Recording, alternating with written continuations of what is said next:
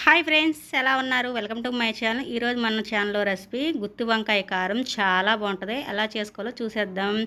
లేత వంకాయలు నేను తీసుకున్నాను. ఈ పచ్చ వంకాయలు చాలా బాగుంటుంది.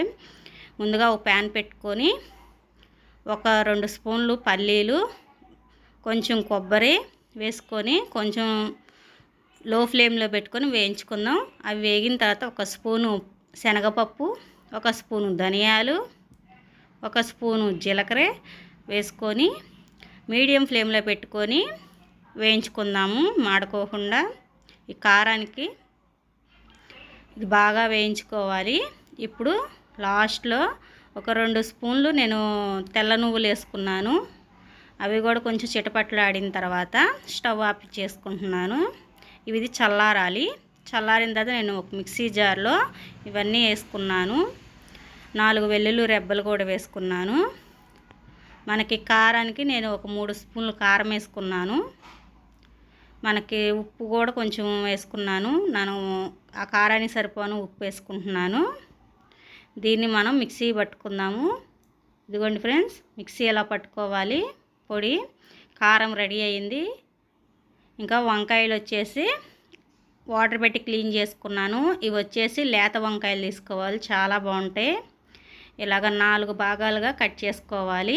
పురుగులు ఉన్నాయో లేదో ఒకసారి చూసుకొని వంకాయలు మొత్తం అలా కట్ చేసి పెట్టుకుందాము. ఈ గుత్తి వంకాయ కారం చాలా బాగుంటుంది. ఒకసారి ట్రై చేసి ఎలా వచ్చిందో నాకు కామెంట్ చేయండి. మొత్తం ఇలా కట్ చేసుకున్నాను. ఒక ప్యాన్ పెట్టుకొని ఒక 4 స్పూన్లు ఆయిల్ వేసుకుని కట్ చేసుకున్న వంకాయలన్నీ మనం ఆయిల్లో ఫ్రై చేసుకోవాలి. వంకాయలు మొత్తం నేను వేసేసుకుంటున్నాను. కొంచెం ఒక 1/2 స్పూన్ పసుపు వేసుకున్నాను. ఒక 1/2 స్పూను సాల్ట్ వేసుకున్నాను. వంకాయల్ని ఆయిల్లో ఫ్రై చేసుకుందాము. అటు ఇటు 2 పక్కల మనం తిప్పుకుంటా మాడకోకుండా ఫ్రై చేసుకుందాం. మధ్యలో మూత పెట్టుకొని ఒకసారి మనం ఫ్రై చేసుకున్నాం అనుకోండి, తొందరగా వంకాయ చక్కగా మగ్గిపోయిద్ది. లేత వంకాయలు, గింజపట్టిన వంకాయలు అయితే చాలా బాగుంటాయి ఈ వంకాయ కారానికి. వంకాయలు ఆరిన తర్వాత కారాన్ని నేను వంకాయల్లో ఇలా మొత్తం నేను కూర్చుకుంటున్నాను. ఇలా చూపిస్తున్నట్టు పెట్టుకోండి. వంకాయ కాలుతుందండి. ఆరిన తర్వాత పెట్టుకోవాలి. వంకాయ లోపల ఇలా మొత్తం పెట్టేసుకుందాము.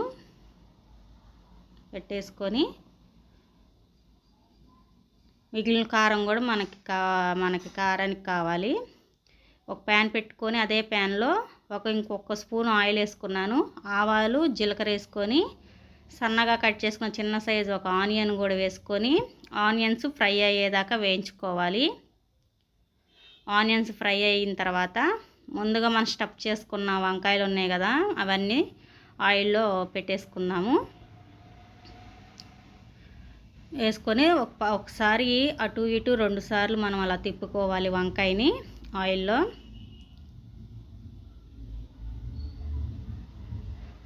చితక్కోకుండా మనకి 2 వైపులు చక్కగా నీట్గా మనం తిప్పుకుందాము.